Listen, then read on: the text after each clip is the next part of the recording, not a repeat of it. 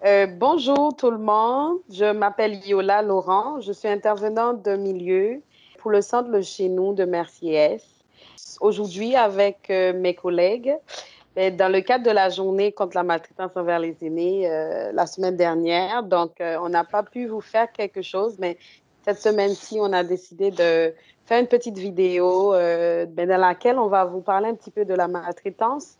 En gros, ce que c'est, les ressources auxquelles vous avez droit pour faire face à certaines situations ou bien pour aider un membre de votre famille ou un ami à mieux gérer certaines situations de maltraitance.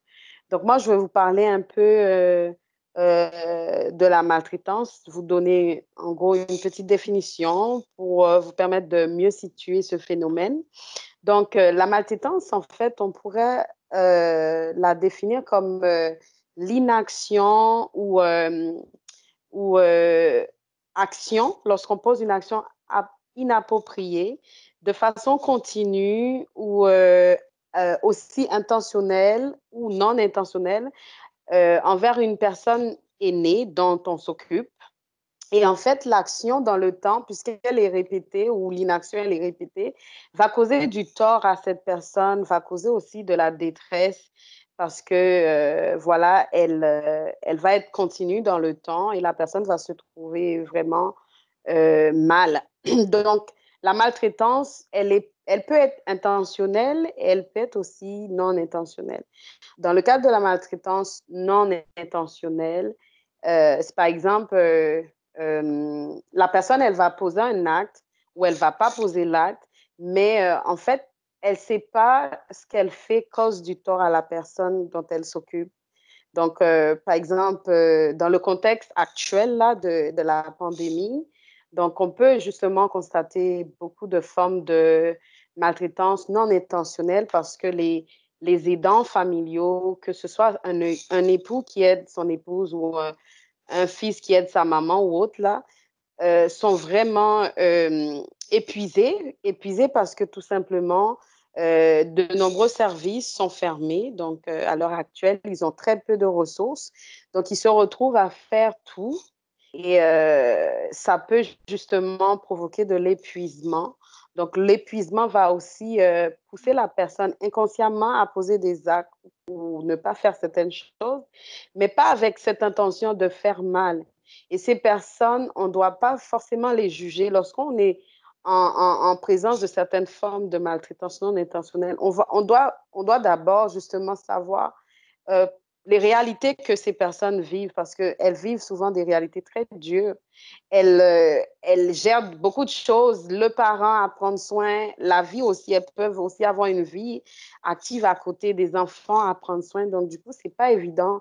Donc, on doit être là pour les aider, pas pour les juger, mais les aider, bien que la maltraitance, qu'elle soit intentionnelle ou pas, n'est pas acceptable. Donc, on doit justement aider ces personnes à trouver des ressources pour qu'elles améliorent la santé de la personne qu'elle s'occupe et sa santé aussi.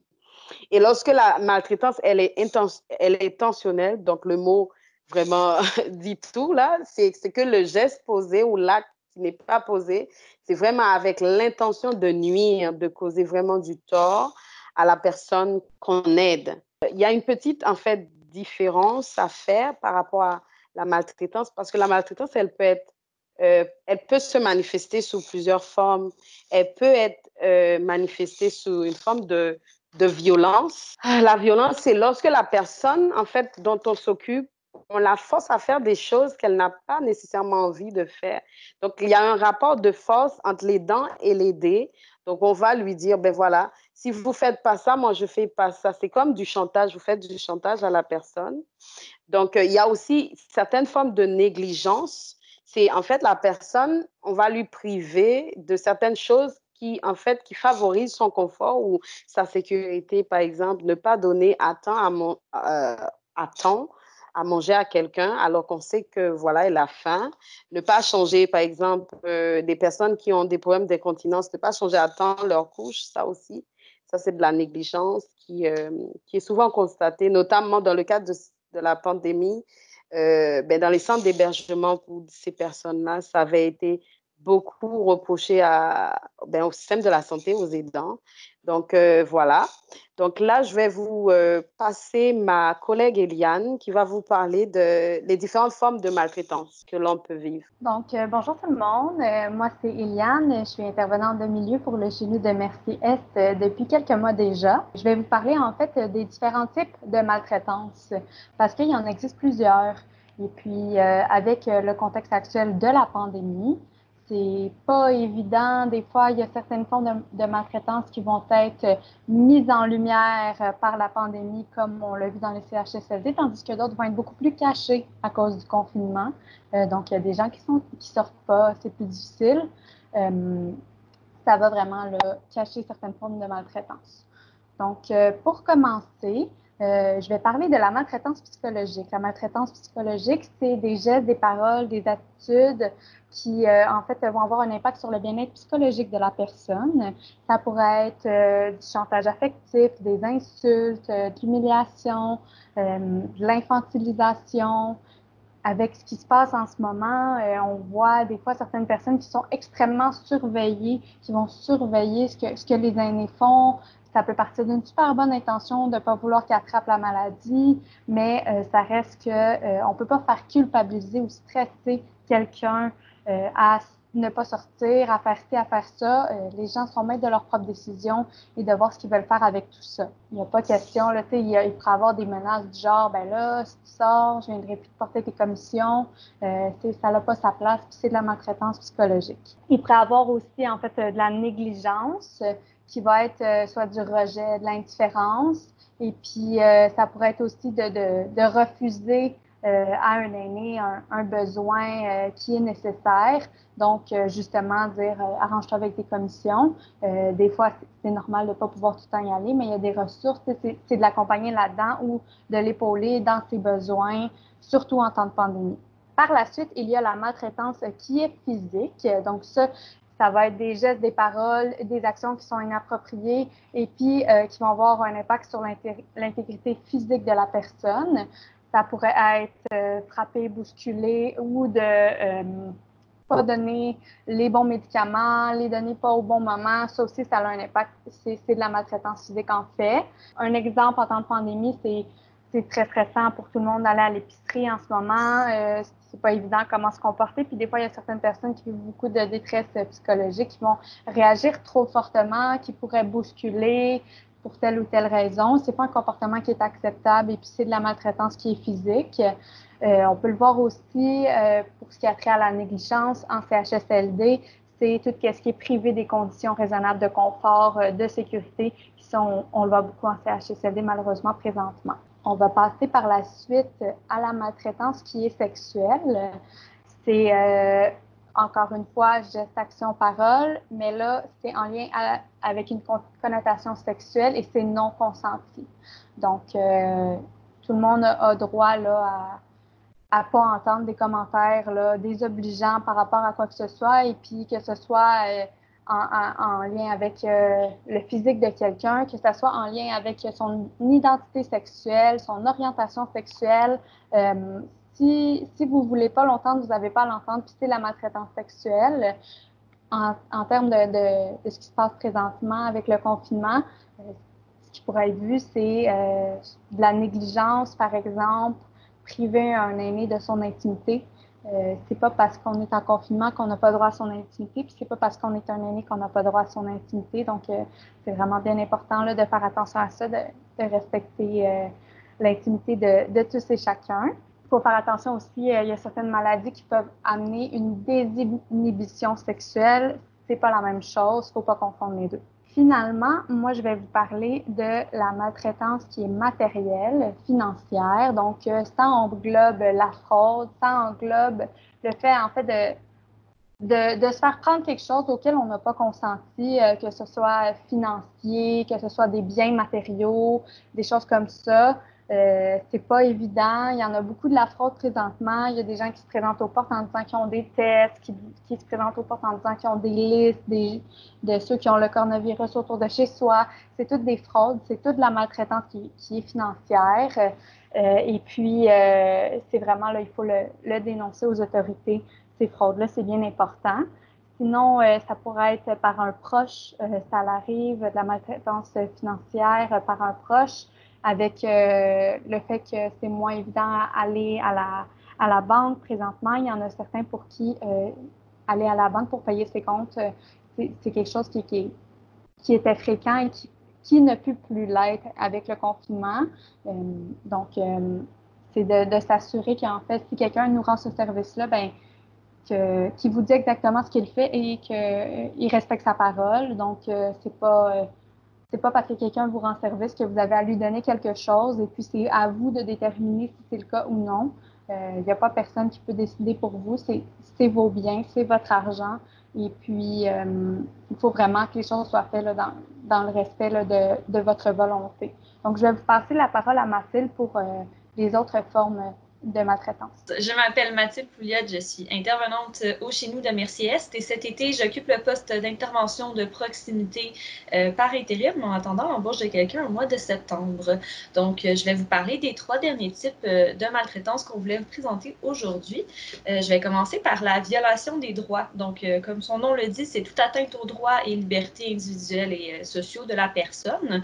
Donc, ça peut être par un refus de laisser la personne, en fait, sa liberté d'agir, son libre choix. Donc, tout ce qui est prise de risque et tout ça, c'est de choisir pour la personne, de douter de ses capacités. Puis sinon, ça, c'est plus au niveau intentionnel, violence. Au niveau négligence, ça peut être de mal informer ou d'omettre d'informer quelqu'un sur ses droits, sur ses conditions. Par exemple, on pourrait donner un exemple en lien avec la situation du confinement.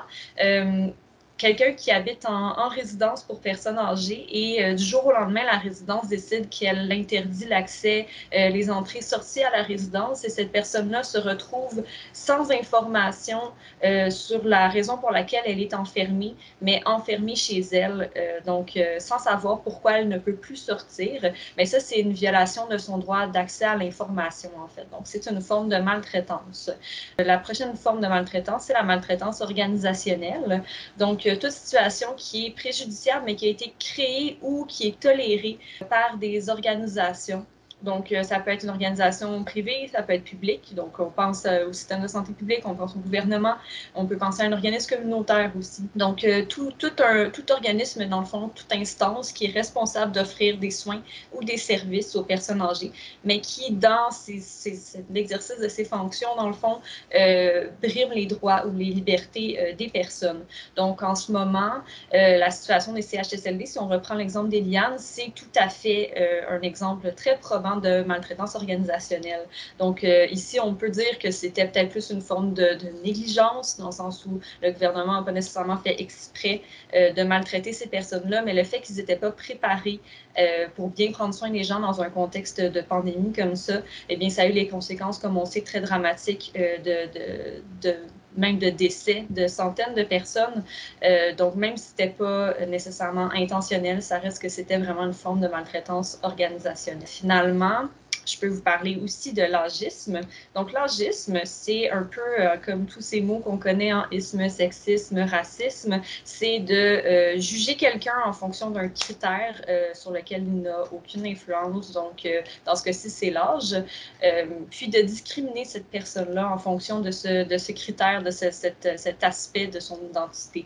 Donc, par des attitudes qui peuvent être hostiles, négatives, des gestes qui sont préjudiciables, ou des fois, c'est carrément aussi de l'exclusion sociale.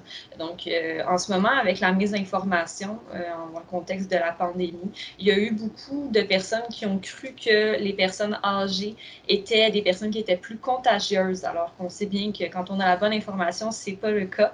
Mais il y a beaucoup de gens qui ont cru à ce genre d'informations fautives-là et qui ont par la suite eu des comportements haineux envers les aînés en conséquence. Donc, vous l'avez peut-être même déjà vécu vous-même quand vous êtes parti prendre une petite marche pendant votre confinement et que là, il y a quelqu'un de plus jeune qui vous crie de l'autre côté de la rue « Rentrez chez vous, qu'est-ce que vous faites là? Vous êtes contagieux, vous n'avez pas le droit d'être dehors. » Bien ça c'est de l'agisme. C'est un préjudice qui vous a été fait sur votre apparence qui avait l'air plus vieille que cette personne-là. Mais dans le fond, c'était vraiment une forme de maltraitance que vous avez vécue. Donc, c'est bien important de faire attention à toutes ces formes de maltraitance-là parce que c'est quelque chose qui est de l'ordre de la communauté finalement. Puis, autant si ça vous arrive à vous que si ça arrive à un proche, c'est important d'être bien attentif aux signes parce que ça a un impact non seulement sur la personne qui est victime, mais aussi sur la communauté en général. Donc, les conséquences peuvent être diverses.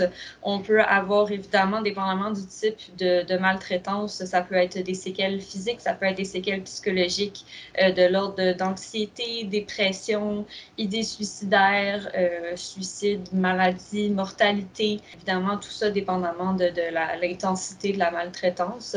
C'est sûr que si c'est plus de l'ordre financier, ça peut être une précarité financière à cause de pertes d'épargne qui ont été vécues par cette personne-là. Ça peut être aussi, ça c'est très courant d'ailleurs, un repli sur soi, un sentiment d'insécurité, plus faire confiance à personne après avoir vécu quelque chose comme ça, parce que ça arrive souvent que c'est les proches qui sont finalement les perpétrateurs de la maltraitance. C'est des gens en qui on pensait avoir confiance.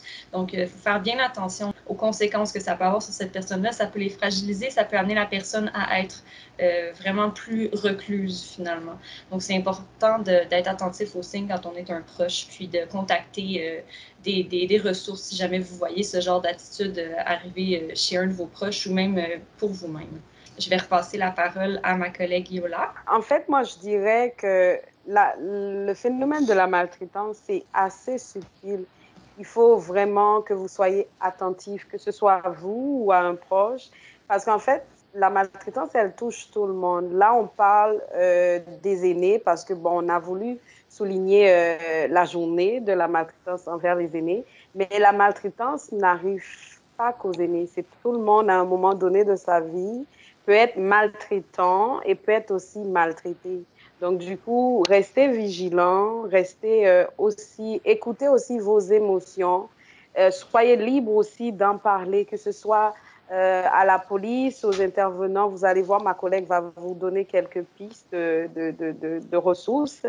Soyez, sentez-vous à l'aise parce que voilà, il y a des aides. Il ne faut pas rester vivre définitivement des situations qui ont des qui ont des conséquences lourdes sur votre santé mentale et votre santé physique. Donc, je vais vous passer ma collègue qui va vous parler des ressources. Donc, je vais reprendre la parole pour vous présenter quelques ressources.